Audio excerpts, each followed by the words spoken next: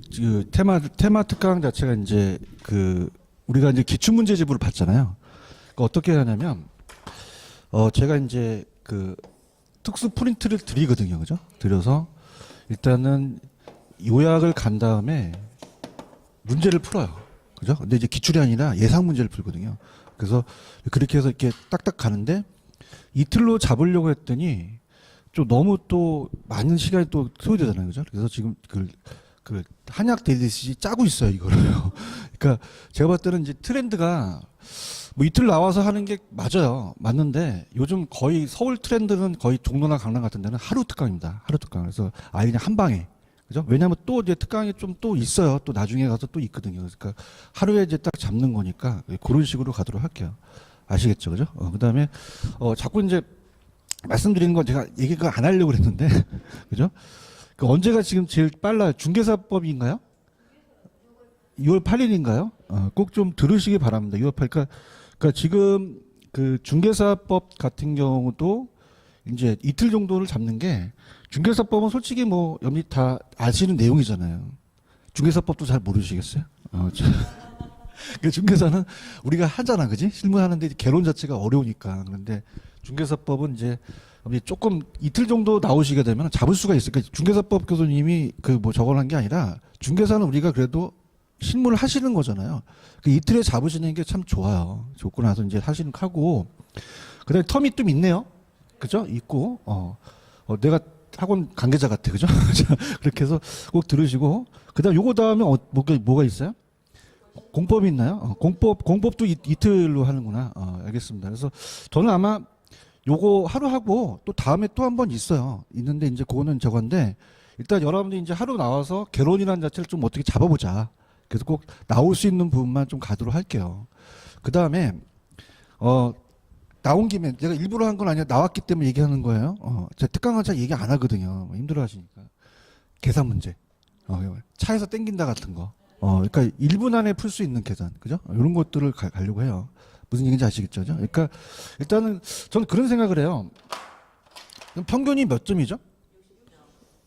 그럼 60점 맞는 건 넘으면 끝나잖아요, 그죠? 그러니까 우리가 평균에서 한 80점에서 사이에서 이제 정도만 보시고, 그치? 뭐 90점 맞고 맞으려고 안 그러잖아요. 본인을 알아야지. 그러니까 이 정도 수준에서 어느 정도 여러분이 그 정도 왔다라는 정도로 느낄 수 있는 거를 프린트를 만들고 있어요, 그죠? 그러니까 이게 많이 힘든 게 두 개를 지금 하나로 짜니까 굉장히 힘들거든요. 근데 여러분들도 힘드시고 이틀 나오고 그래서 그냥 하루로 그냥 제가 봤어요. 실장님하고 그래서 하고 또 왜 또 가성비도 또 줄일 수 있잖아요. 그죠? 그러니까 이렇게 하고 저 같은 경우 또 저기서 내려오잖아요. 그죠? 내려오니까 또 그렇고 하여튼 뭐 그렇다고 해서 막 흐지부지 하는 게 아니라 신경을 많이 쓸 거예요. 써서 자료를 보고 판단하거든요. 그죠? 특히 이제 지금 막 점수도 좀 나오고 막 그런 분들 재수생들이었잖아요. 재수생분들이 굉장히 예민해요. 자료를 보고 판단하거든요. 괜찮다. 그분들이 평가야, 평가. 나 감수하시는 분들이야, 그분들이. 그러니까 굉장히 노력을 할 수밖에 없어요. 그러니까 꼭 하시고, 그 계산 문제도 아까 제가 했지만은 실질적으로는 아까 기대 순위는 그렇게 안 나오거든요. 그다음에 곱해서 더한다. 그럼 820 나오면 8이 찍으면 되고 막 그런 식으로 가니까 차 안에서 땡기는 건 괜찮죠. 뭐 이런 거라든지 또 아직 야매를 안 트는 게 있어요. 그죠? 그래서 그런 게 또 야매도 기초야매와 심화야매가 있어요. 심야가 아니라 심화야매인데 뭐 그런 것들에서 제가 간간히 좀 터뜨리려고 합니다. 아시겠죠? 그죠? 그러니까 아마 하루에 듣는 알짜로 딱 들으시기에는 딱 좋은 거라고 생각하세요. 그러니까 아예 궁덕이 빼요. 안 나오는 거 빼고 아주 그냥 알짜비만 빼가지고 지금 집에서 짜고 있어요. 짜고 있어요. 그래서 너무 짜갖고 너무 그냥 엑기스만 나올 것 같은데 여기서 할 것 같으니까 아마 하루에서 끝나는 게 좀 좋지 않을까라는 생각을 하고 저번에도 말씀을 이제 들었는데 여기 앉아 계신 분들은 제가 딱 봤을 때는 합격을 많이 하실 것 같아요. 제가 봤을 때는 그죠. 근데 이제 동영상을 좀 많이 들으시다 보니까 많이 좀 출석 안 하시죠. 그러니까 이제 제가 봤을 때는 저는 이제 인원이 적어도 강의를 합니다. 하니까 지금 나오신 분들은 혜택을 받아야 되잖아. 제 말이 틀려요? 적은데 막 강사가 막 힘이 없고, 힘들어 죽겠다. 뭐 이러면 짜증나잖아. 그러니까 나는 강의 갈 거예요. 가고, 여러분들도 나왔는데 최선을 다해서 들으시고, 특히 이제 동영상을 듣는 것도 저도 해봤어요. 다른 것, 뭐, 간평 옛날 공부할 때 해봤는데, 동영상은 공부가 잘 안 돼요. 막 어수선하고 막 그러니까, 나오셔서 같이 들으시고, 또 질문도 있으면 저한테 이렇게 질문도 하시고, 질문 안 하시는 거는 몰라서 안 하시는 거예요? 그래서 좀 질문도 하시고. 다른 학원 같은 경우는 어저께도 부산에서 강의했는데 좀 분발하실 게 질문이 많이 들어와요, 저한테. 그죠? 그게 뭐냐면 지금 거의 스터디 쪽으로 많이 하시고 계시다는 거니까 지금 이 분위기가 조금 제가 봤을 때는 좀 이렇게 같이 가서 좀 같이 따라갔으면 좋겠어요. 무슨 말씀인지 아시죠?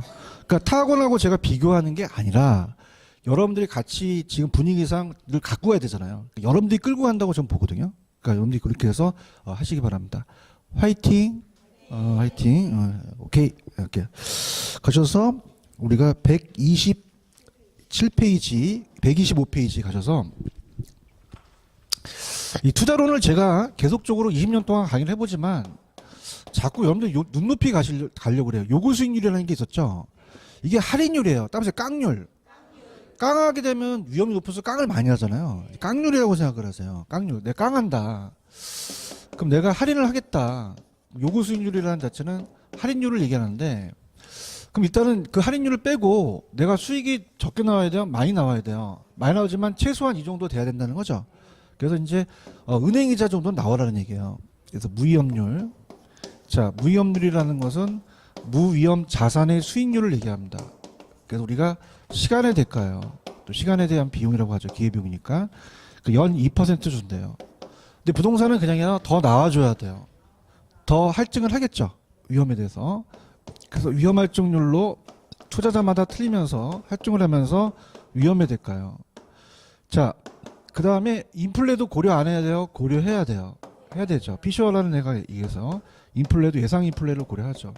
고려하는데 미리 가겠지만 가치에 대한 상승분이 있어요. 가치 상승분이라는 게 나오는데 자 이렇게 합니다. 자 지금 페이지를 넘기지 마시고 자 이걸 끝나면 제가 투자 가치라는 걸 보여드릴 거예요. 투자 가치라는 것은 합니다. 자 시장 가치는 그냥 있어요. 시장에 나와 있어요. 그럼 다 알고 있는 가격이죠. 내가 20억을 투자해서 내 돈이 나가거든요. 그래서 객관적 가치다. 시세를 얘기합니다. 시세. 그럼 내가 투자 가치가 커지기 때문에 주관적으로 판단하거든요. 그러면서 개인마다 똑같겠어요? 개인마다 다르겠어요? 달라요. 그럼 예상 순수익을 투자 가치로 할인하거든요. 그러면 이게 아까 깡률이라고 했다면 할인할수록 그냥입니까? 깡률이 높아집니까? 높아져요. 그래서 아까 위험 조정 할인율이라고 했죠? 위험할수록 낮은 할인율, 높은 할인율. 가치가 떨어지거든요. 근데 만약에 가치가 상승할 수도 있다는 얘기죠. 그럼 할인율을 낮춰야 된다는 얘기예요. 그래서 가치 상승분은 빼준다고 한번 나왔었거든요. 근데 희소식은 요 빼준다는 게 요새 뚝 끊겼어요. 그죠? 그러니까 좀 희소식이라고 제가 볼 수 있고 가치 상승은 더해야 된다, 빼줘야 된다. 빼줘야 돼요. 할인율이니까. 그죠? 그래서 갑니다. 자, 125페이지 보고 계셔요? 자, 그러면은 위험이 높을수록 수익도 높으니까 반비례예요, 비례예요. 상쇄한다는 말을 쓰죠. 그래서 위험과 수익은 상쇄관계, 높은 위험보다는 높은 수익을 요구하고 위험과 수익은 비례다. 자, 그러면은 박스를 보시면은 무위험률, 위험할증률, 예상 인플레를 가치 상승률을 빼줬죠. 자, 그래서 이제 무위험률과 위험할증률을 합쳐서 위험 조정 할인율이라고 말하고요. 자, 그다음에 가볼게요. 그러면은 우리가 박스 밑에 3번 무위험률과 위험할증률을 합해서 무슨 조정 할인율? 그 위험 조정률이란 위험에 따라 조정된 할인율을 얘기를 해요. 근데 자 투자자가 가치가 만약에 상승했으면 위험이 낮아졌죠. 그러면 그만큼 그냥입니까? 위험 낮추어준 요인만큼 빼줘야 됩니까? 공제해야 되고요. 자 무위험률은 무위험 자산의 수익률이 순수율이 은행이자나 국채 실질이자를 얘기를 해요. 불확실합니까? 확실합니까? 자, 그 다음에 동그라미 2번의 얘기는 뭐냐면 만약에 건너편에 있는 국민은행과 같고 정기예금 1년짜리를 가입하려고 그래요. 그러면 나만 2% 받아요? 다 받아요. 그러면 얘는 모든 투자자의 기본적으로 요구되는 수익률이죠. 그러면서 무위험률의 크기는 일반 경제사항과 관련되죠. 그러면 얘가 높아지면 요구 수익률도 그냥입니까? 높아집니까? 똑같이 높아진다. 그 다음에 위험할증률은 위험에 될까요? 부동산 안 위험해요? 위험해요. 그럼 더 달라고 하겠죠. 그래서 투자자의 요구 수준이 개별적으로 피할 수 있는, 피할 수 없는 비체계적, 체계적. 그물이 촘촘하죠? 체계적이요. 피할 수 없어서 이 정도 감수할 테니까 나 달라는 얘기야. 그래서 등재자에 따라서 위험에 대한 비용을 위험할증률이라고 하고 넘겨보세요. 위험할증률은 투자자들의 성향에 따라 요구 수준에 반영하는 정도가 같다, 다르다, 달라요. 자, 이걸 이제 말씀드릴 거예요. 자, 그러면 객관적이에요, 주관적이에요. 그러면 같다, 다르다, 달라요. 그래서 아까 제가 아껴놨던 게 페이지 124페이지로 한번 가보세요.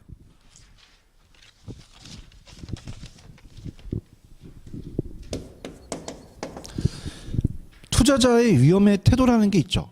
세 가지가 위험 회피, 위험 추구, 위험 중립인데 위험 회피형이 나올 가능성이 큽니다. 별표.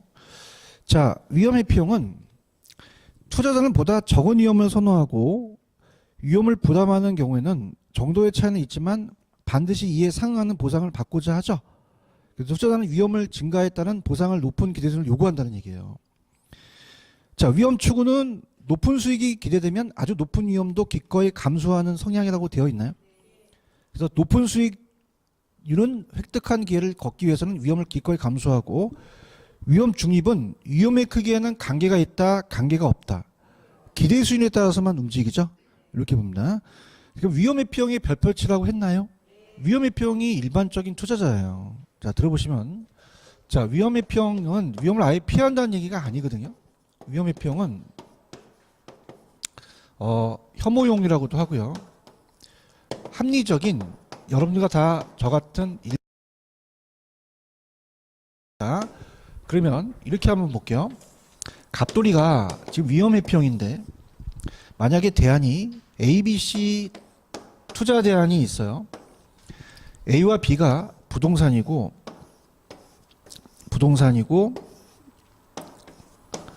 C가 정기예금이에요. 예금. 그럼 예금 금리가 높아요. 예금 금리는 낮아요. 연 2%. 부동산은 수익이 나오겠죠. 그래서 기대 수익률이 동일합니다. 기대 수익률이 동일해요. 그럼 만약에 10% 동일하다는 건 그냥입니까? 동일 수익이 있습니까? 그럼 수익이 같죠. 그럼 동일 수익에서는 더 위험한, 좀 덜 위험한 게 선택하는 게 위험 회피형이에요. 그럼 덜 위험한 걸 선택한다는 건 비합리적이다, 합리적이다. 자, 그럼 할게요. 일단 위험이라는 표준 편차가 위험이거든요. 표준 편차. 그럼 위험이 높아야 돼요? 위험이 낮아야 돼요? 그럼 5%하고 7% 중에서는 얘가 더 낫죠? 그럼 A를 선택한다는 거죠. A가 B를 지배하고. 자, 비합리적이다, 합리적이다. 자, 동일 수익에서는 더 위험한, 덜 위험한. 그래서 위험 혐오적을 전제로 깔고 많이 시험에 나와요. 그럼 얘는 은행에 투자한 건 아니죠.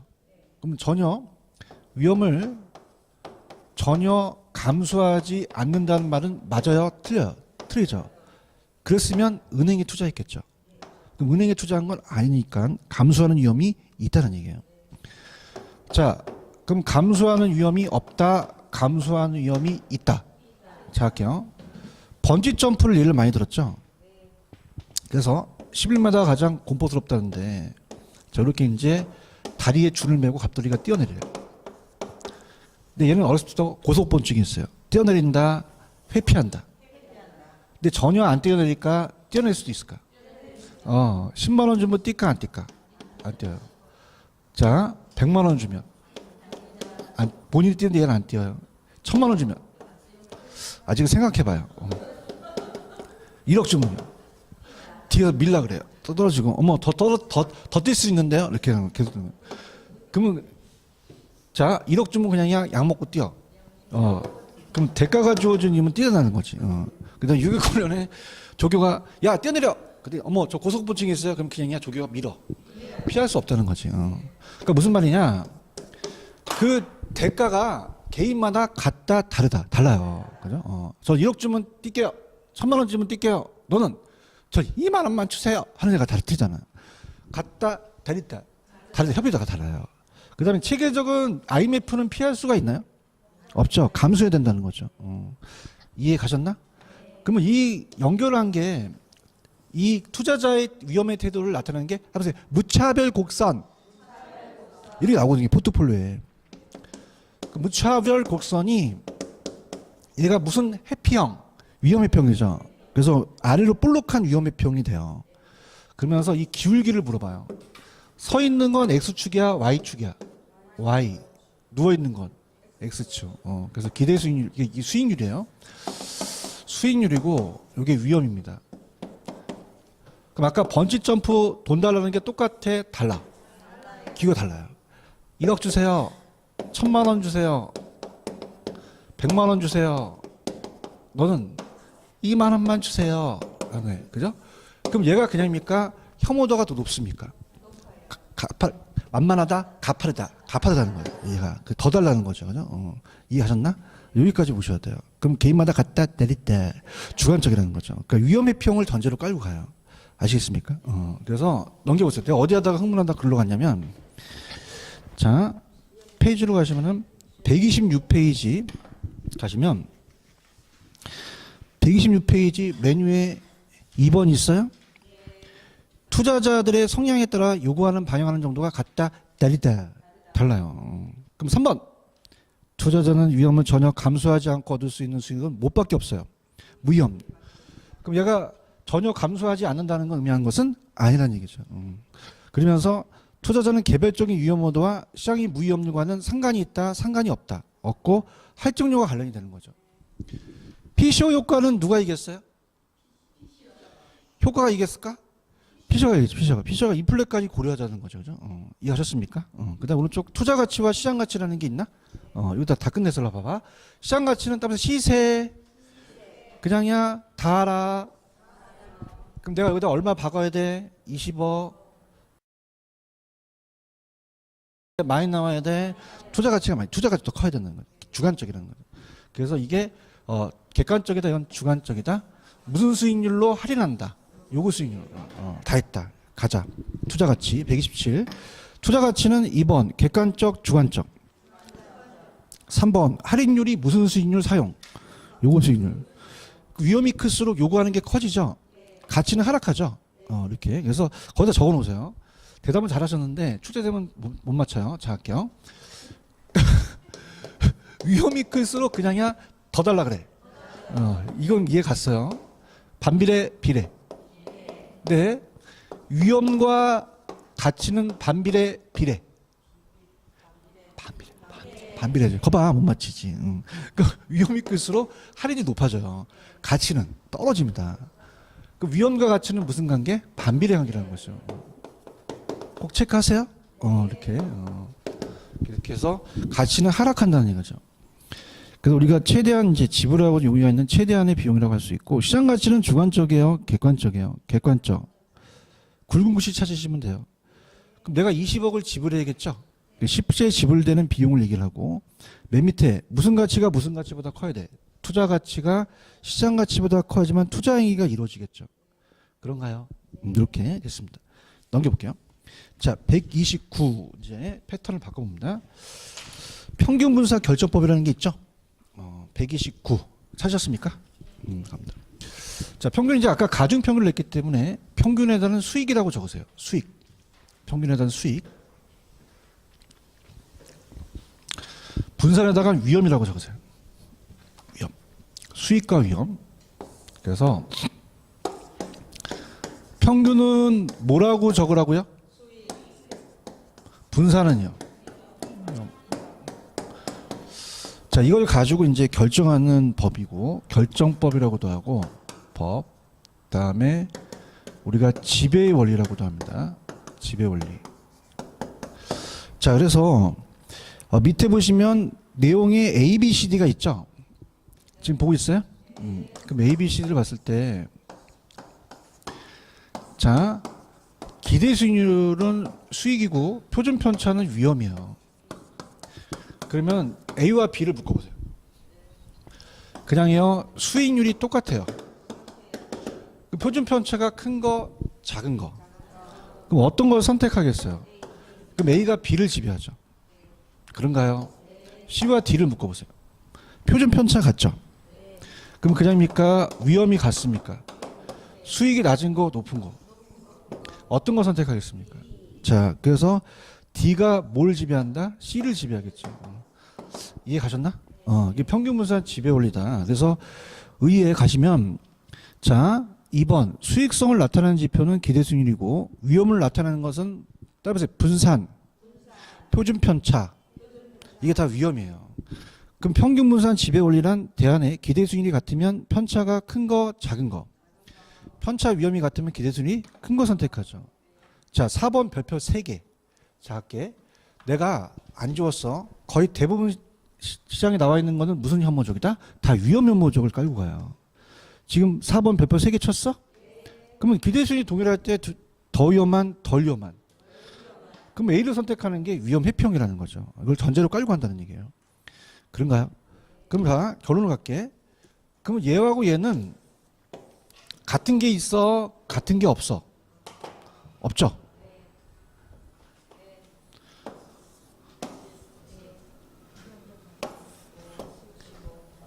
선택할 수가 없는 거죠. 맞습니까? 그냥 그지 얘는 수익도 낮고 위험도 낮으니까 좀 보수적 투자가 투자하겠고 이건 수익도 높으니까 공격도 투자가 하겠죠.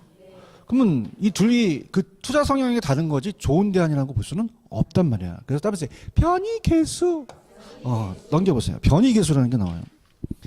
그래서 메뉴에 가시면은 A와 D에 어느 것이 더 우수한지를 결론을 내릴 수가 있다 없다. 없어서 무슨 계수? 변이 계수. 변이 계수. 그러면 변이 계수는 낮아야 되죠? 위험이니까. 그럼 제가 좀 문제를 좀 바꿔봤어요. 밑에 가시면은 변이 계수라는 식이 있죠. 그래서 얘는 분모당, 기대 수익률당 위험을 얘기합니다. 기대 수익률 기대 수익률 한 단위당 표준 편차를 얘기하죠. 표준 편차. 그래서 우리가 변이 계수는 수익률 한 단위당 위험도라고 나타났죠. 어떻게 할수록 좋아요? 낮을수록 위험이 작아서 유리한 거죠. 그래서 제가 다시 한번 문제를 다시 한번 바꿔봤어요. A와 B가 있죠. 자, 갑니다. A의 기대 수익률이 몇 프로예요? 10%죠. 자, 표준 편차가 얼마예요? 5%. 자, B 갑니다. B는 기대 수익률이 얼마예요?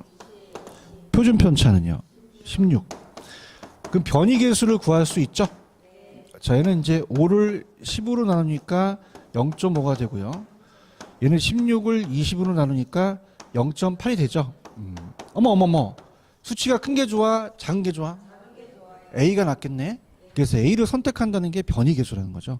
그래서 우리가 변이 계수는 단위당, 수익률당, 한 단위당 위험도니까 상대적인 걸 얘기를 하는 거죠.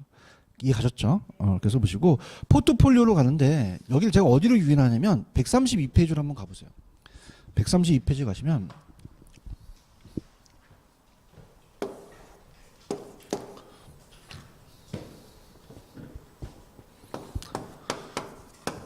자, 거기 밑에 4번에 최적 포트폴리오 선택이라는 게 있나요? 여기 먼저 들어갈게요. 평균 분산 결정법에 변이 계수라는 게 나왔어요. 근데 그거보다 이제 더 발전된 게 포트폴리오입니다. 그래서 분산 투자하자는 거죠. 그래서 아까 무차별 곡선 기억나시죠? 그래서 무차별 곡선은 투자자의 형태, 위험에 대한 태도에 대한 위험 회평이 이렇게 아래로 볼록한 무차별 곡선과 효율적 정선이 만나야 돼요. 자, 그럼 갑니다. 우리 시험 문제 기출했던 게 자, 서 있으면 무슨 축? 누워 있으면 계속 세뇌 교육을 해야 돼, 그죠? 그럼 서 있으면은 수익률이죠. 기대 수익률. 누워 있는 게 위험이에요. 이게 평균이라고 하죠. 평균이라고 하고 위험이가 분산입니다. 평균 분산 결정법. 위험이 분산. 자, 그러면 수익이 낮아야 돼요? 수익이 높아야 돼요? 위험은요? 낮아야 되죠. 그래서 얘가 10, 20, 30, 40, 10, 20, 30, 40으로 간다면 이렇게 이제 좌표상이 나타나죠. 나타나서 이렇게. 자, 대안들이 있어요. 그러면 아까 A, B, C, D, E F, G, H, I, J라고 한다면 자 그냥입니까? 여기는 수익이 같습니까? 위험이 낮아야죠. 누구 선택하겠어요? A, 얘네들을 지배하죠. 그런가요? 얘가 얘를 지배하고 얘가 지배하고 얘는 그냥입니까? 위험이 같습니까? 얘가 선택되겠죠. 지배한다는 거죠. 그럼 얘네들은 그냥요 아주 좋은 대안이에요. 그다음에 점 효율적 포트폴리오. 포트폴리오하기 아주 좋은 대안들이라는 거죠. 그러면 얘네들은 하나씩 버려야 돼요. 다 가져가야 돼요. 다 가져가야 되죠. 이 집합한 거를 효율적 전선이라 그래요. 효율적 전선 또는 우리가 프론티어라고도 하거든요. 프론티어. 그러면서 이게 우하향한다. 이 전선이 우상향한다. 이렇게 되는 거죠. 그러면서 우상향하는 정선이 됩니다. 그러면서 우리가 우상향하고 자 위험과 수익이 비례관계죠. 위험이 클수록 수익도 높다는 거죠. 그러면서 최적 포트폴리오를 물어봐요. 최적이 되려면 자 그럼 이따가 저기서 이제 우리가 포트폴리오를 할 텐데 그 포트폴리오는 이 네 가지 대안을 그냥입니까? 다 투자하는 게 좋습니까? 그럼 A, B가 낫나요? A, B, C가 낫나요? C가 낫죠. 그러니까 이거 그냥이야 아주 좋은 애들이야. 버리면 돼, 안 돼? 그럼 다 가져가야겠네? 포트폴리오는 집중이야, 분산이야? 네 개로 다 나누는 게 좋다는 거죠. 그럼 구성사 선수가 많을수록 좋다는 거죠. 그죠? 그러면 A, B가 가는 게 나아, A, B, C 네 개 가는 게 나아. 네 개 가는 게 낫고, B가 제일 지배하죠? 보수적이고 낮은 수익이 나니까 얘가 또 공격적이다. A, B보다 A, C가 더 수익이 높죠? 이렇게 기준이 됐었고요. 그럼 최적 포트폴리오를 구하라고 한다면 이 무차별 곡선과 그냥입니까? 만나야 됩니까? 만나야 되지만 최적이 돼요. 아까 요거 기억하시죠? 그죠? 그래서 자 효율적 전선이 우상향한다 그랬죠? 그 다음에 무차별 곡선은 그냥입니까? 아래로 볼록합니까? 얘네들이 만나줘야 돼요. 그죠? 그래서 이제 우리가 무효접이라고 암기하시는데 무효접. 자 그래서 이 무차별 곡선과 자, 이 무차별 곡선은 그냥입니까? 아래로 볼록합니까? 여기다 햇바닥을 내미죠? 그래서 무차별 곡선이 위험 회피형이에요. 위험 회피형. 그래서 아래로 볼록한 위험 회피형. 무차별 곡선과 지금 효율적 전선이 그냥에 대어 만나야 돼요.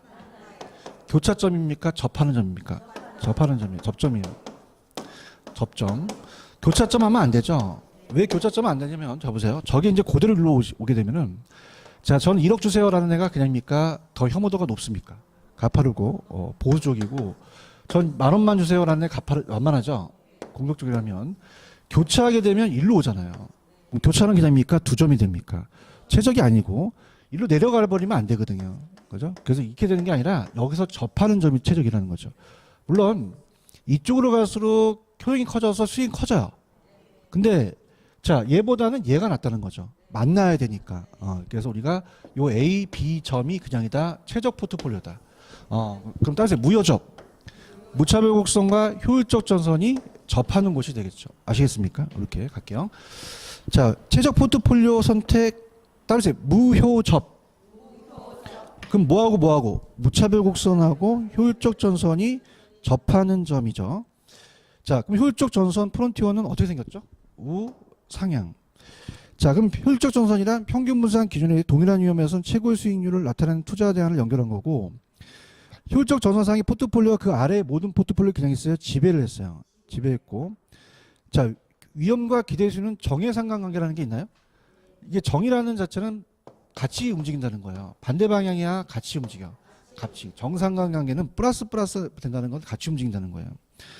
만약에 마이너스면 그냥입니까? 부호가 반대입니까? 반대죠. 정이니까 똑같이 움직여서 우상향한다. 자, 이건 효율적 전선상에 투자자는 주어진 위험에서 잡을게요. 자, 일로 봐요. 아까 여기 있는 대안들보다 얘가 제일 높았죠. 그럼 더 수익을 얻을 수 없기 때문에 더 얻으려면 그냥입니까? 위험을 감수합니까? 그래야지만 수익을 높일 수 있죠. 그래서 어떻습니까? 주어진 위험에서 더 이상 수익률을 얻을 수가 있다, 얻을 수는 없다. 없기 때문에 더 높은 수익을 얻기 위해서는 더 높은 위험을 감수해야겠죠. 이해하셨습니까? 자, 아까 제가 저렇게 아래로 볼록한 게 무슨 곡선이죠? 무차별 곡선이에요. 위험의 태도고 기울기가 다르죠. 1억 달러는 애가 더 가팔라요. 그럼 보수적인 애가 해피더가 성향이 강할수록 더 기울기가 가파르고 전 2만 원만 주세요. 공격적이죠. 완만하다는 거죠. 그래서 이 완만한 게 공격적이다. 그렇게 보시면 됩니다. 되셨죠? 여기까지. 그럼 포트폴리오 다 끝난 거예요. 전 페이지 가시면은 포트폴리오 거의 지금 뭐 다 끝났기 때문에 포트폴리오는 집중 투자다, 분산 투자다.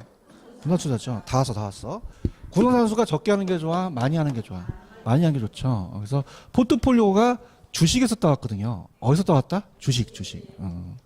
그래서 포트폴리오가 참 주식에서 재밌죠. 주식 자체가 이제 포트폴리오 따왔기 때문에 참 우리가 이 주식에서 따왔는데 부동산은 보통 단기예요, 장기예요. 한계가 있긴 하죠, 그죠? 근데 이제 왜 선택이 되는지 이따 말씀을 드릴 텐데 포트폴리오 이론이에요.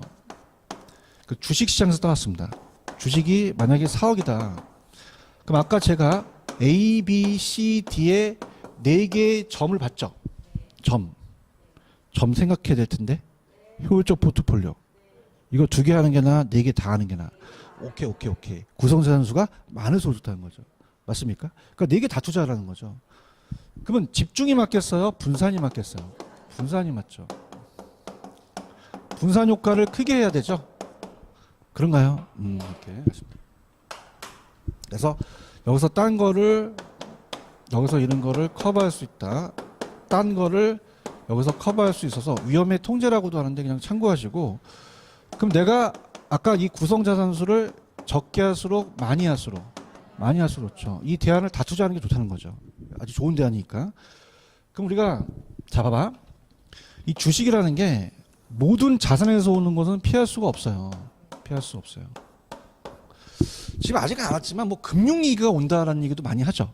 IMF라든지 피할 수 있어 없어. 그러니까 시험 문제는 3가지 나와요. 인플레이션, 경기 변동, 경기 침체, 그 다음에 이자율 변동. 이건 피할 수 있다 없다. 없다는 거. 그럼 이건 체계적이죠. 피할 수가 없고. 근데 내가 주식회사 하림에 투자했어요. 그럼 주식회사 하림에 투자하게 되면은 자 이건 피할 수 없다. 피할 수가 있다. 피할 수 있죠. 그럼 이건 비체계적이라는 거죠. 비체계적. 그럽니까? 그럼 만약에 조류독감 터지면 얘가 떨어지는데 돼지고기 소고기 만드는 올라갈 수 있잖아요. 그럼 여기서 잠깐 같은 게 좋아요? 성격이 다른 게 좋아요? 상관이 적은 게 좋다는 걸 캐치하셔야 됩니다. 자 그러면 비체계적 위험을 줄이는 거죠. 비체계적 위험. 비체계적 위험을 줄입니다. 비체계적 위험을 감소시키는 거죠. 그럼 총위험이라는 건 2가지가 있어요. 체계적과 뭐가 있다? 비체계적. 그럼 체계적은 모든 자산의 운이 피할 수 있다, 피할 수가 없다. 그물이 어떻게 돼 있어요? 촘촘하죠. 촘촘해서 피할 수가 없습니다. 물고기라면 피할 수가 없고요. 근데 비체계적은 모든 자산이에요. 그 하나의 개별 자산이에요. 다른 거가 커버가 되죠. 개별 자산에 투자해서 피할 수가 있다. 그래서 등성등성하게 피할 수가 있다는 거죠. 자, 갑니다. 그러면 우리가 포트폴리오에서 제거가 가능하다는 건 체계적은 재개할 수가 없죠. 그래서 비계 제거. 옆구리 만져봐. 뭐가 쌓였어? 만져봐요. 쌓아놨어. 그럼 체계 제거라는 건 마저 틀려. 무조건 무슨 제거? 비계를 제거시키는 거지 체계적은 못 제거시켜요. 아시겠습니까? 그래서 딱 가갖고 내 말대로 동영상 들으시면 잘 들어.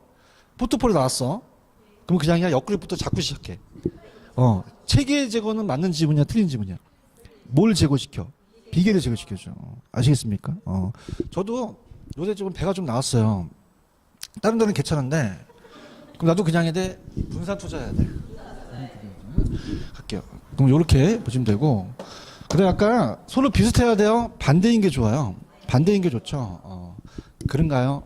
반대인 게. 그러니까 뭐 주식하시는 분들은 반도체가 하이닉스만 있습니까? 삼성도 있습니까? 그 반도체에 투자하게 되면은 반도체가 안 좋으면 탁 떨어지고 좋으면 다 올라가고 그냥 좀 반대인 게 좋아. 반대인 게. 근데 얘가 어릴 때부터 닭을 너무 좋아해서 닭 만드는 데만 투자했어. 네네치킨, 교촌, BBQ. 그냥 조류독감 터졌어. 다 죽었어. 씨. 그러면 그냥 4억 다 날라가. 다 나간다는 거죠. 그러니까 좀 반대인 게 투자하는 게 낫다는 거죠. 이게 굉장히 상식이에요, 이게. 아시겠습니까? 주식 투자하고 계셔요? 안 하세요? 부동산 투자하세요? 부동산 투자.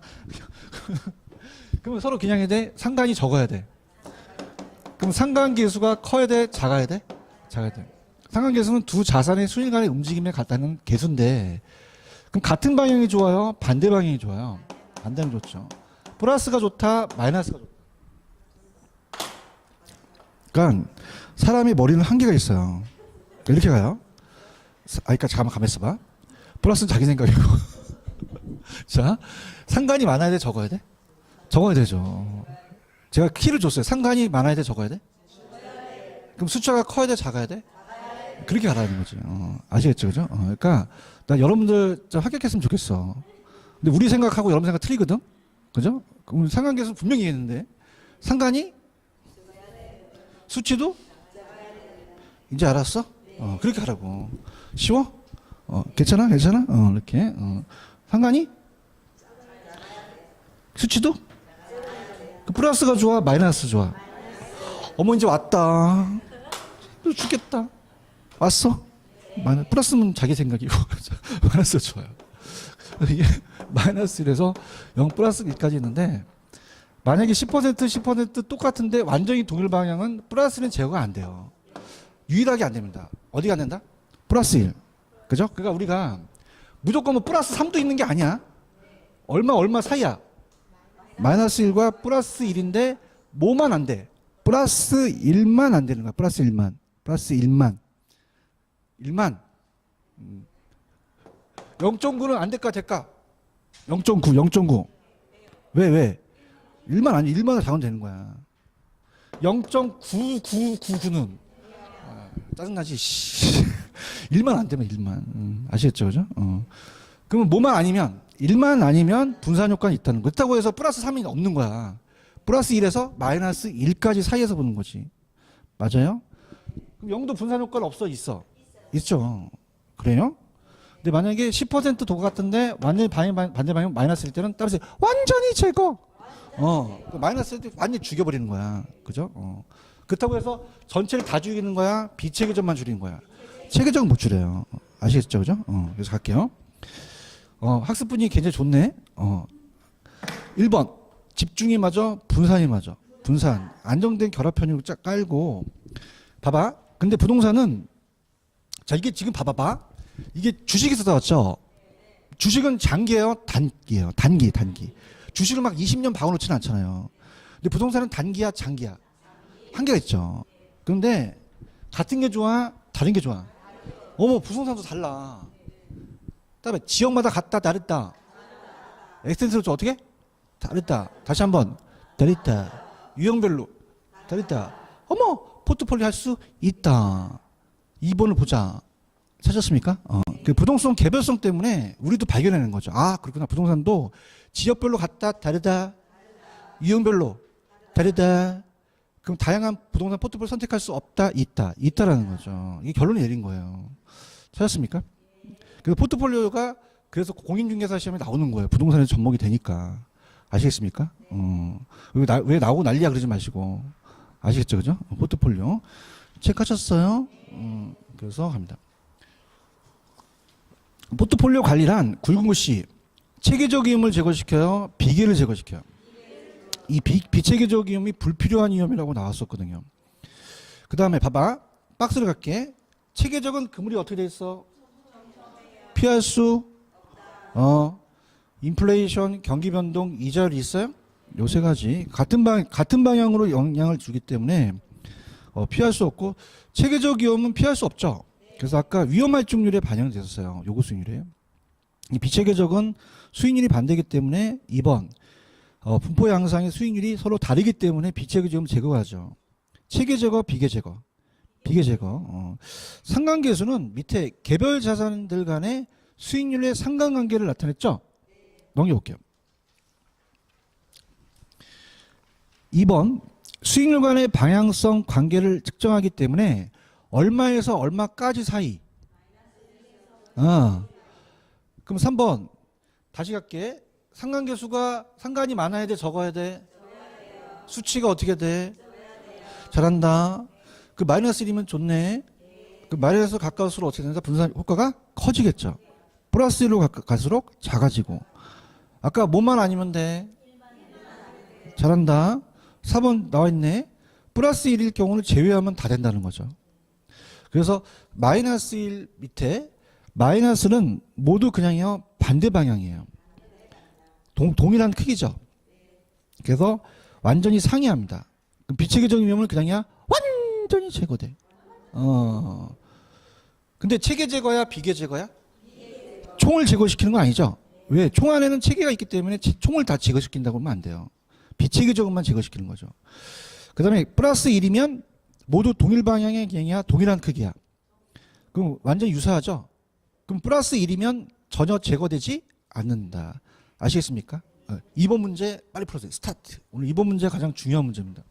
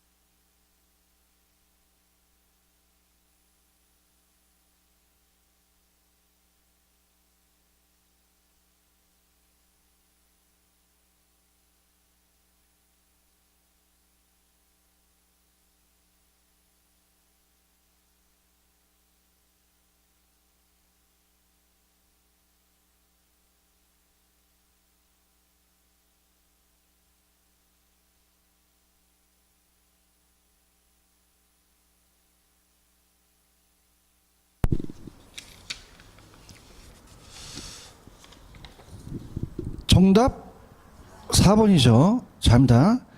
여러분 아까 인플레이션 경기 변동 체계적이죠. 제거가 가능합니까? 불가능하죠. 제거할 수 없다.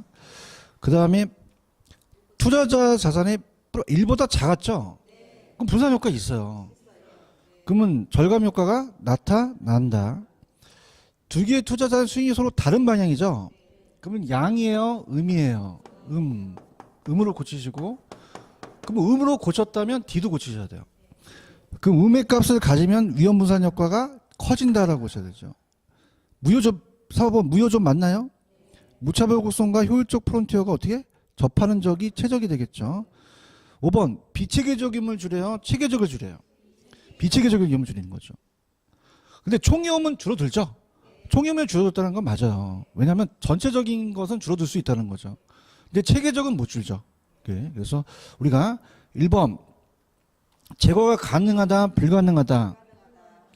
2번 효과가 나타나지 않는다 나타난다. 3번 양 플러스야 마이너스야. 효과가 커진다. 5번 체계적 비체계적이라는 거죠. 이해하셨죠? 133페이지 계산 문제 포트폴리오의 기대순위 계산 문제를 간다면, 자 일단 아까도 얘기했지만은 요약집에서는 요령 가지고 가시면 안 돼요. 그리고 또 제가 주관식이기 때문에 이해를 하시고 나중에 객관식이 아니니까 일단 가볼게요. 거기 밑에 양가로 2번에 예제 문제가 하나 있죠. 다음은 자산으로 구성되어 있는 1000억의 펀드를 하고 싶대요. 얼마? 1000억.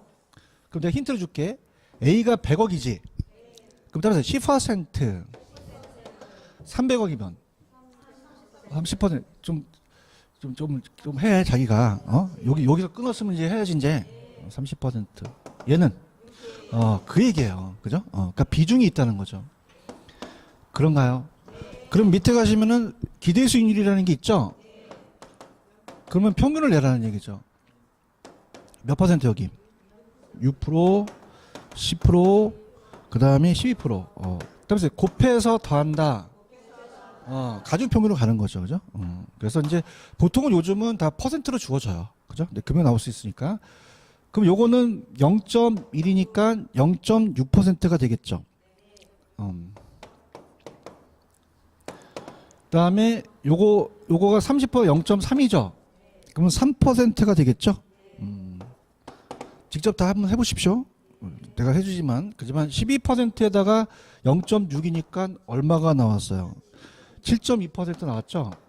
그럼 합이 10.8이라는 게 계산 문제가 나왔었거든요. 그런가요? 자, 근데 밑에 2번을 보시면은 이게 염리 진짜 염리 누구 잘 만나야 돼. 이게 지금 확률이 일로 와봐요. 50%가 더 쉬운 문제일까요? 60%, 40%가 쉬운 문제일까요? 50, 50이죠. 물론 둘 다 힘들지만 50은 반씩 쪼개면 되거든요. 근데 60은 0.6과 0.4를 곱하셔야 돼요. 지랄 같은 거죠.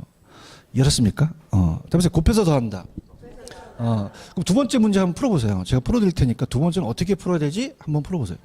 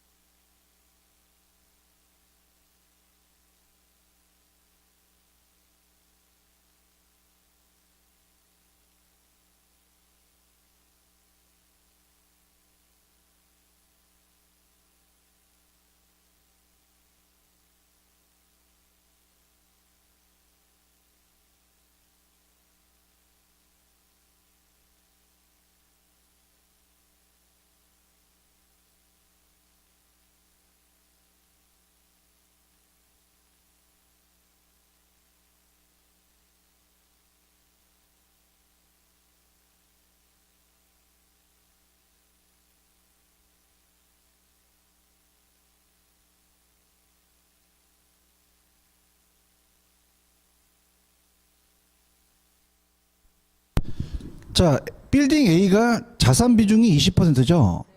그럼 100억에서 20억 투자했다는 뜻이에요. 호황이면 20, 불황이면 10이죠. 이게 만약에 이게 염두에 50, 50 하면 쉬워요. 저 보세요. 50%면 그냥입니까? 반씩 쪼개면 됩니까? 15, 15%가 바로 나와버려요. 근데 지랄 같은 놈 나오면 0.6, 0.4를 해야 되는 거죠. 아시겠습니까? 그럼 우리가 20에다 0.6을 곱하면 되죠? 대답 좀 해주세요. 자, 이게 바꿨구나. 0.4, 0.6 갑니다. 이게 40%고 이게 60%죠. 0.4, 0.6. 그럼 0.4에다가 오른쪽 해설 보세요. 20%가 곱해져 있죠? 요게 8%가 나옵니다. 요건 눈대중으로 봐도 6%가 나오죠? 합치면 14. 14를 여기다가 옆에다가 껴놓으세요. 14%라고. 곱해야 되니까. 그 다음에 25에다 0.4를 곱하죠? 그러면 10%가 나옵니다. 그 다음에 10%에다가 아까 어떻습니까? 0.6이죠? 6%가 되죠? 그럼 얼마가 돼요? 16. 이걸 아시겠습니까? 제가 풀더라도 16을 여기다 놓고요. 그 다음에 10에다가 0.4니까 4%가 나오죠? 8%에다 0.6이죠? 4.8이죠? 그러면 해설이 보시면 8.8이라고 돼 있나요? 그냥 곱해서 더한 걸 그냥 돼요. 한 번 더 해야 돼요. 자산 비중이 있기 때문에 그렇거든요. 아시겠습니까? 그래서 갑니다. 그러면 자 할게요. 이건 꿀팁이에요. 8.8에 50이면 그냥입니까? 8.8에 반입니까? 4.4가 되겠죠. 이런 게 나와줘야 된다는 거죠. 그거 되고요. 자, 이건 0.2가 되니까 14에다가 0.1을 곱하죠. 그럼 2.8%가 나옵니다. 2.8 나오고, 그 다음에 이건 0.3이죠. 그럼 0.3에다가 16을 하니까 4.8이 나와요. 그 다음에 4.4가 나왔죠. 더해보세요. 2.8, 4.8, 그 다음에 4.4. 안 되면 해설을 보든가. 밑에 해설. 맨 밑에 해설 몇 퍼센트 나와요? 12% 나오죠? 꼭 해보십시오. 그래서 제가 말씀드리지만, 야매도 있긴 해요. 객관식으로 나오면 제가 야매로 객관식을 지금 12%를 맞추는 방법을 가르쳐 드리겠는데, 그냥 먼저 이해를 해야 돼요. 이렇게 되니까 야매를 이렇게 푸는구나 이해를 해야 되지, 무조건 야매로 가지고 가시면 안 됩니다. 왜냐하면, 그 위에 보시면 의의로 가볼게요. 의의. 거기 의의 있어요? 포트폴리오의 기대순위, 포트폴리오에 구성하는 개별 자산의 기대순위 수익률을 그냥 해요. 가중평균 했어요. 자, 한 번만 해야 돼요? 더 해야 돼요. 이번을 이해하려면 이 문제를 풀어야 된다는 거죠. 그럼 어떻게 돼요? 그냥입니까? 구성 자산의 개별적인 기대순위과 자산에 대한 비중이 있습니까? 비중을 한 번 더 해야 된다는 이 지문을 읽으려면 문제를 풀어보셔야 된다는 거죠. 제 말이 틀려요? 맞죠. 그러니까 객관식으로 제가 야매를 가르쳐 드리는 거는 나중에 할 거지만 먼저 이론을 알아야 이 지문이 읽혀지는 거죠. 그럼 이건 그냥입니까? 곱해서 더한 걸 두 번 했습니까? 기대 수익률 구했고 비중까지 간 거죠. 아시겠죠? 얘도 거의 시험 문제 90% 나옵니다. 계산 방식. 그래서 제가 특강 때나 기초 문제 특강 때는 좀 쉽게 빨리 푸는 방법 가르쳐 드렸지만 이론을 갖고 가셔야 돼요. 아시겠죠? 됐습니다. 좀만 쉬었다가 갈게요. 됐어요.